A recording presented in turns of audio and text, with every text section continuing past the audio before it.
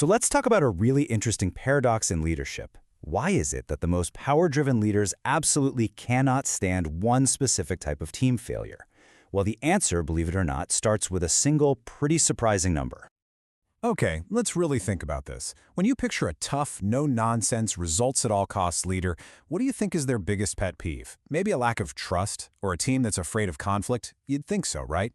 But the data points to something else entirely.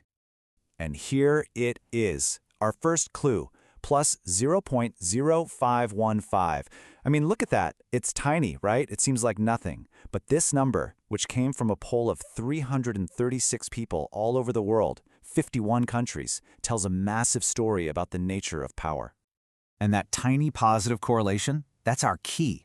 It's the statistical thread that connects a mindset obsessed with power to an almost allergic reaction to one particular dysfunction, the avoidance of accountability. All right, so to really get what's going on here, let's unpack the data behind this number. We're going to see what it truly reveals about this very specific worldview. So check this out. The study looked at 4 classic team dysfunctions. For this power-driven mindset, which the data calls red, the correlations for trust, conflict, and commitment are all negative. But then you get to avoidance of accountability, and boom, it's the only one that's positive. It just sticks out like a sore thumb. So what's going on? Okay, to figure that out, we've got to dig a little deeper. We need to actually decode the psychological profile of someone who sees the world this way. So the framework we're using here is called spiral dynamics. And in this model, the red vMEME represents a value system that is all about raw, unfiltered individual power. It's about conquest, dominance, and frankly, immediate survival. And the traits that define this mindset, well, they're pretty much what you'd guess. It is purely power-driven. It's all about action right now. It's self-assertive. It demands immediate consequences for everything. And this part is absolutely crucial. It sees any kind of weakness, not as a teaching moment, but as a direct threat to its existence. Okay, so now that we have a picture of this mindset, let's connect it back to accountability and see why it looks so incredibly different through this particular lens. And this is where it gets really interesting. See, this mindset doesn't actually hate teamwork. It hates weakness that's disguised as process. What they can't stand, their pain, is all those toothless accountability rituals. You know, the gentle check-ins that feel totally infantilizing to them. What they want, their gain, is crystal clear consequences, swift enforcement from the top, and standards that are completely non-negotiable. And this really gets to the heart of it. For a leader operating from this space, accountability isn't some nice-to-have chat about team health. It's a fundamental black-and-white condition for survival and for maintaining dominance. I know this can sound a little abstract, so let's ground it in the real world. Let's look at some powerful examples of what this kind of accountability looks like in action. Think about the U.S. Marine Corps, for example. The standard is the standard. It is absolute. Drill instructors aren't holding empathy circles or facilitating peer reviews. A recruit either meets that standard or they're out, period. It is that black and white.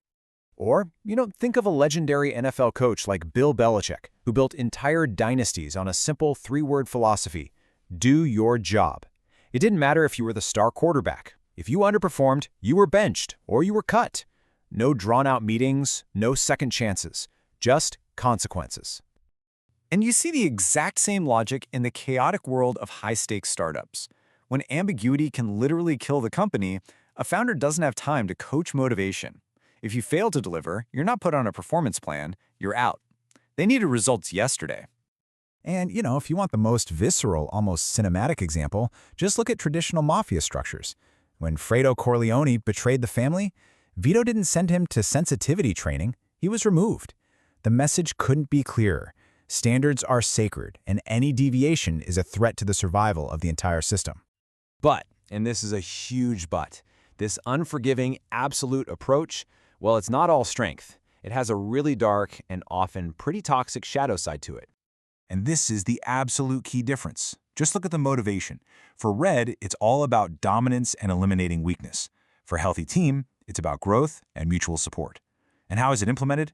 Well, red uses force and intimidation, while a healthy team relies on fairness and a clear process.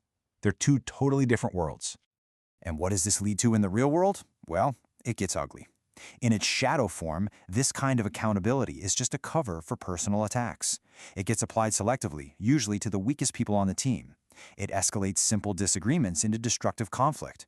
And it creates a culture of fear, not genuine commitment, which just completely undermines the team. And that brings us right back to the central paradox of this whole thing. This mindset is incredibly good at spotting when other people avoid accountability. They see it instantly as weakness. And yet, they are often the worst offenders themselves, fiercely fighting back against any attempt to hold them accountable. Why?